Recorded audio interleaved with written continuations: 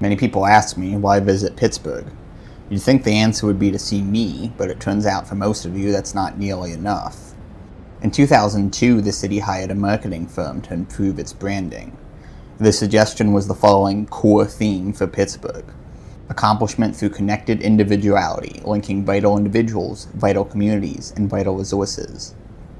This was swiftly rejected. Even if they could find a way to fit it on a license plate, it would only cause accidents when drivers' eyes fully glazed over halfway through reading it. The price tag for that suggestion was $200,000, but I'd happily sell any of my slogan ideas for a fraction of that. Pittsburgh, the summer home of seasonal depression. Pittsburgh, we haven't been French since 1758. And Pittsburgh, we have 29 universities, but apparently none of them teach you how to drive a damn car. In the early 20th century, Pittsburgh was called the Smoky City and hell with the lid off, as the smog from the local steel mills shrouded the city in darkness. Local musicians were unable to see properly and frequently played the wrong notes, thus birthing Pittsburgh's jazz scene. But enough was enough, and in 1946, Mayor David Lawrence initiated a massive cleanup that involved sandblasting the thick, dark coat of coal dust off of buildings. This would take over 20 years to finish, making it the city's largest effort to look less black since redlining. A classic icon is the Pittsburgh toilet, which consists of an ordinary flush toilet sitting without any surrounding walls in the middle of a basement. The feature dates back to revolutionary times when the prevailing sentiment among plumbers was "down with the throne." Many visitors are weirded out by the Pittsburgh toilet. Tourists from LA are particularly confused why one would bother going all the way to the basement when there's a perfectly good sidewalk right there.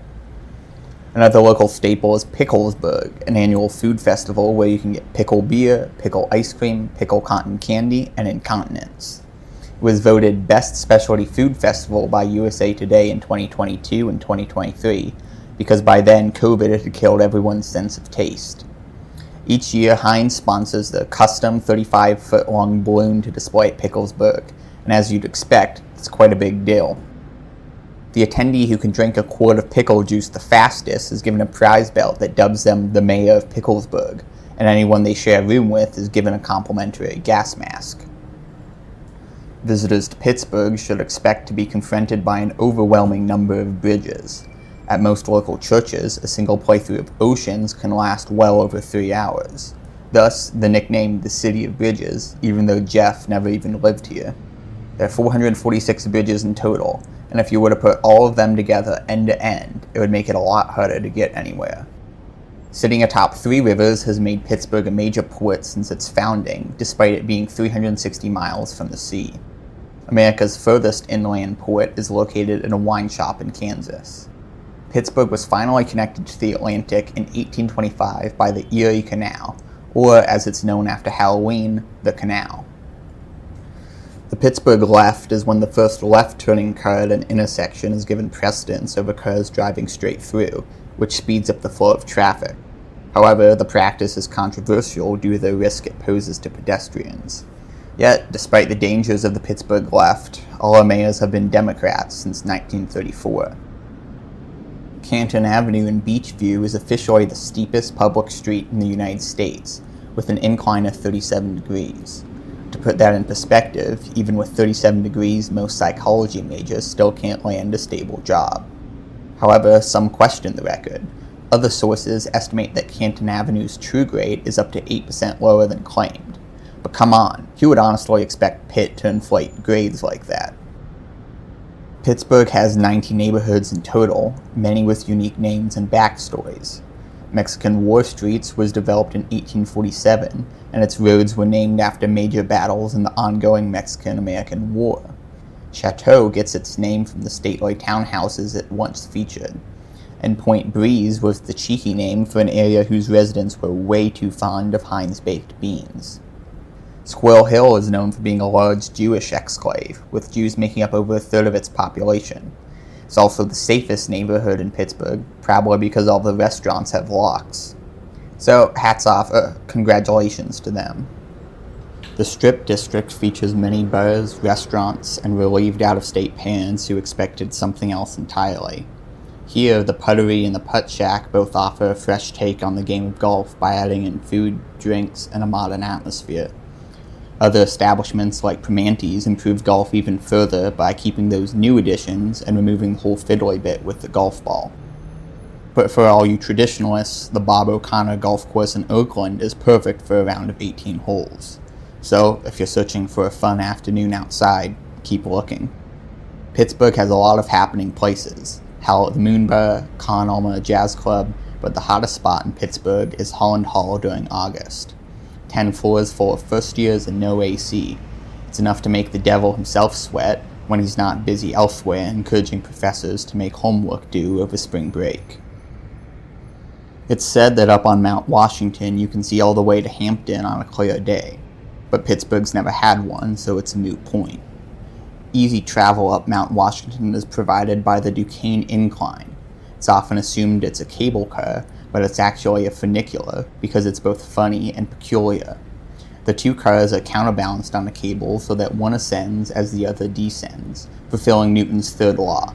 For every action, there's an equal and opposite reaction. Michelle Obama's second law, when they go low, you go high, and Amelia Earhart's first law, what goes up always comes down. Football legend Johnny Unitas got his start at St. Justin's High School up on Mount Washington. Unitas' cannon of an arm took the Baltimore Colts to victory in Super Bowl V, and to this day, the only other Super Bowl where somebody's thrown that hard was the Atlanta Falcons in 2017. But even as a 6'1" quarterback, Unitas is hardly the biggest tosser to come out of Pittsburgh. Andy Warhol is one of our country's foremost artists. Sorry, skipped over a word.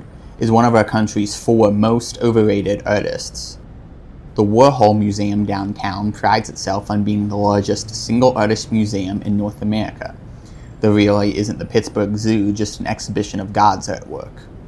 The museum's collection includes 600 boxes of doodles, magazines, receipts, and other scraps of Warhol's life, proving that any junk drawer is just one curator short of tax-exempt status.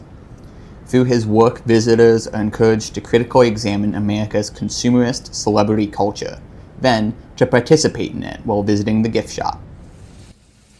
Driving into Oakland, you are greeted with the towering sight of the Cathedral of Learning. Its architect, Charles Clowder, was originally laughed out of the room when he proposed creating a massive stone tower comprised of 42 floors. The design was only improved after he amended it to also include 42 ceilings. The top floor is accessible via 36 flights of stairs, and students are often pressured to climb all of them as light hazing or forfeit for a bet. If you too want the experience of regretting your life decisions midway through a flight, try Spirit Airlines.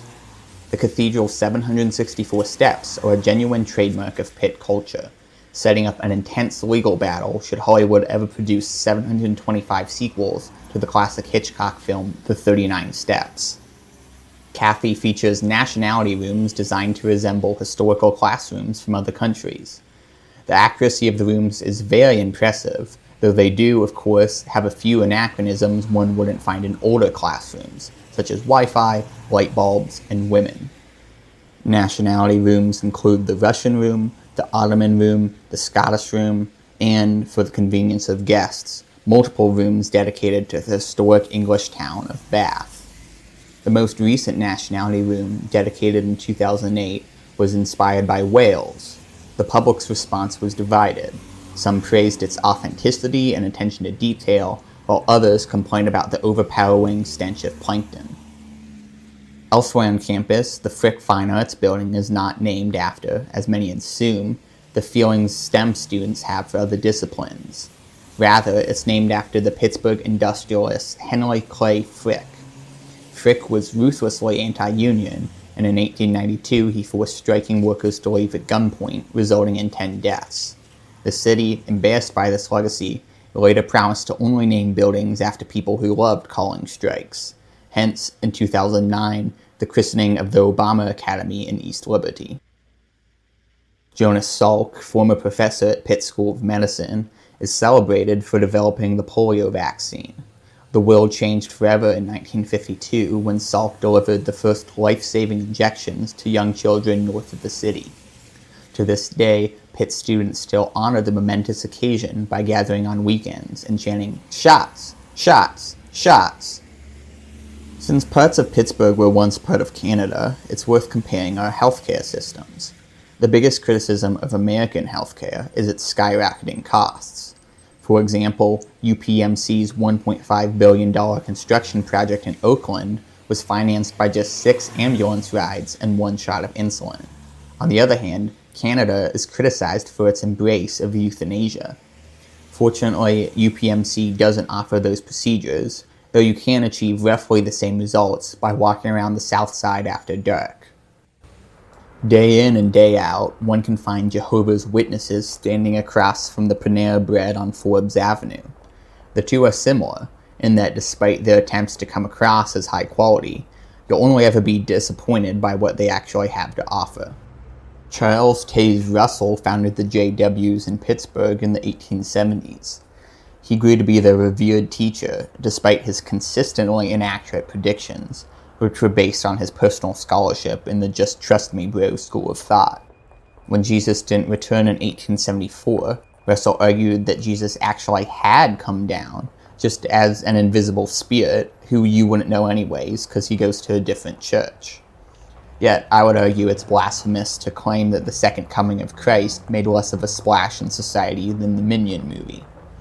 Undeterred, Russell next claimed that Jesus' holy millennial reign would begin in 1914, and sure enough, that year brought nothing but unprecedented global peace. One source of Russell's predictions was the Great Pyramid of Giza. He believed its construction was divinely inspired and that each inch of its passageways corresponded to 1 year until the end times. This is a major red flag right off the bat.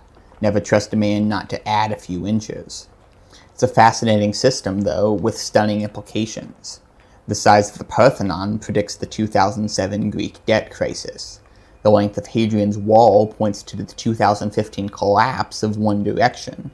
And, most suspiciously, the height of Big Bird perfectly lines up with the 1986 Challenger explosion. Fortunately, others were able to cling to orthodoxy harder than a Jake Shake clings to your artery walls.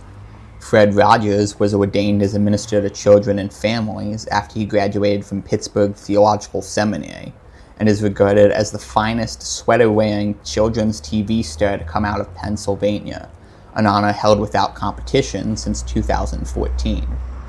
Mr. Rogers' Neighborhood was proudly produced locally in Pittsburgh, and is America's second longest-running kids' TV show, losing to Sesame Street, but beating out another classic Pennsylvania production, LeVar Burton's Reading Rainbow.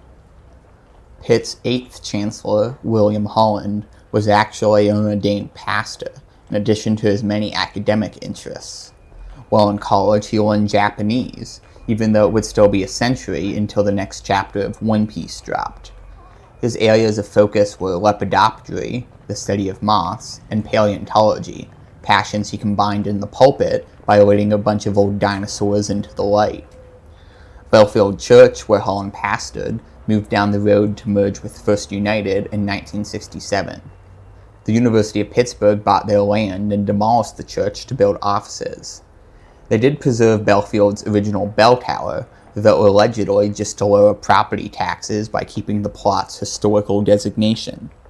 But they're not alone in writing off the church as a relic of the past. Religious affiliation has declined sharply over the last decade. Yet, you may ask, where else would crowds gather on a Sunday, allowing their emotions to be defined by forces outside of their control, as they listen to men dressed in black and white call people out for their wrongdoing? Acrisure Stadium is the home of the Pittsburgh Steelers. It was known as Heinz Field until 2022, and many locals still prefer the old name, finding the brand of the local condiment giant more fitting. After all, the Steelers' defense relishes any opportunity for a sack, and their offense is always playing catch-up by the second half. The stadium was featured in the 2012 blockbuster The Dark Knight Rises, which filmed extensively in Pittsburgh. Thanks to the painstaking efforts of the production crew, the city was made to look like a filthy, violence-torn slum, and locals said they were thrilled with the improvement. The Silence of the Lambs also shot in Pittsburgh, filming famous scenes at Soldiers and Sailors Memorial Hall and Carnegie Museum of Natural History.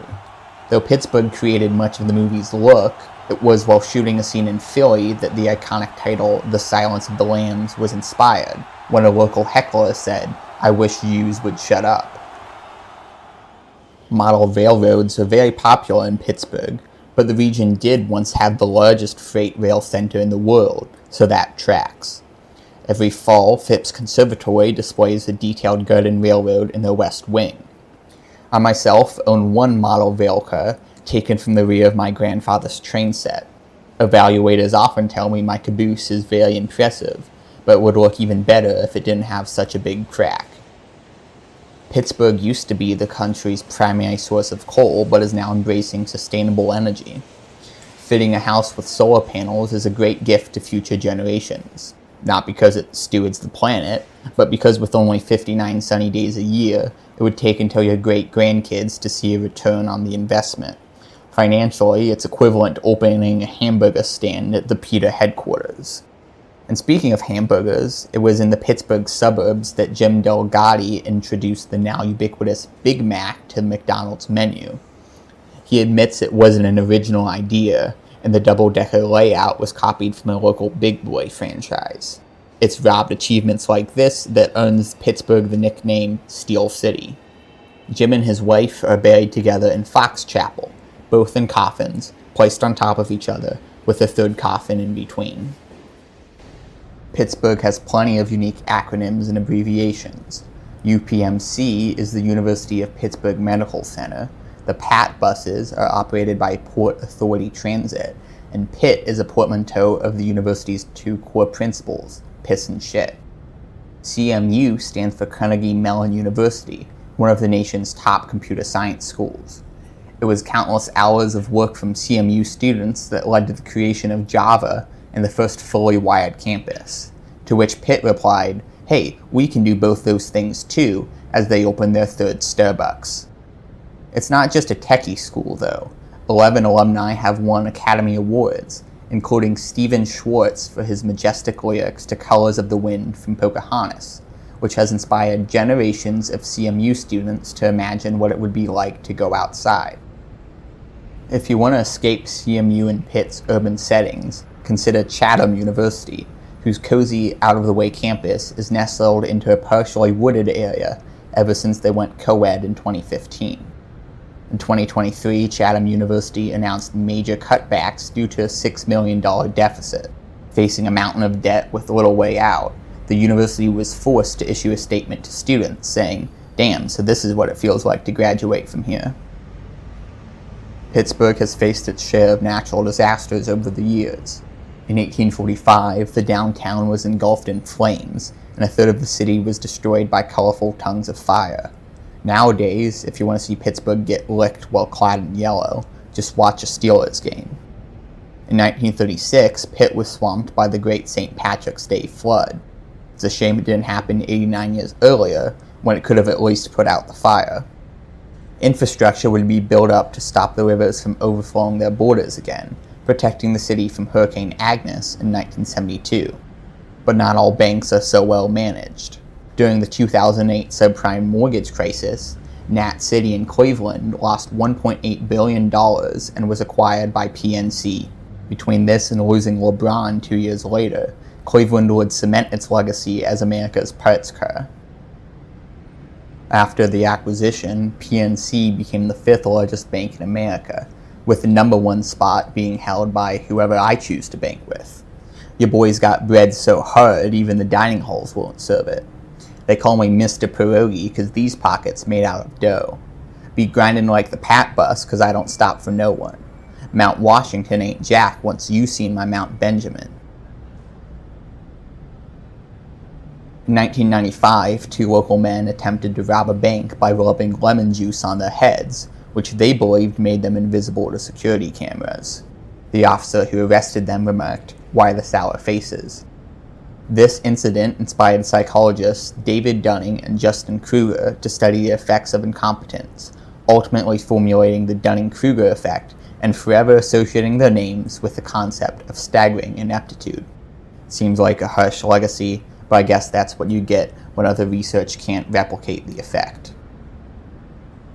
Our tour ends as any good tour should, driving even further away from New Jersey. Heading west, we enter the Fort Pitt Tunnel. Its construction began 245 million years ago with the creation of Mount Washington by colliding tectonic plates. Work on the tunnel itself began in spring 1957 and was completed by fall 1960. With a total construction time of 14 days, 40 months, and 245 million years, it's one of the fastest public works projects in American history. Perhaps you're left wondering, did I really make the most of my time here? Am I using my days on God's good earth wisely? Well, if it makes any difference, I'm happy that you took the time to listen. I really appreciate you giving me the opportunity to share one of my favorite things with you, the sound of my own voice. Good night. You've been enjoying a Cornerstock production.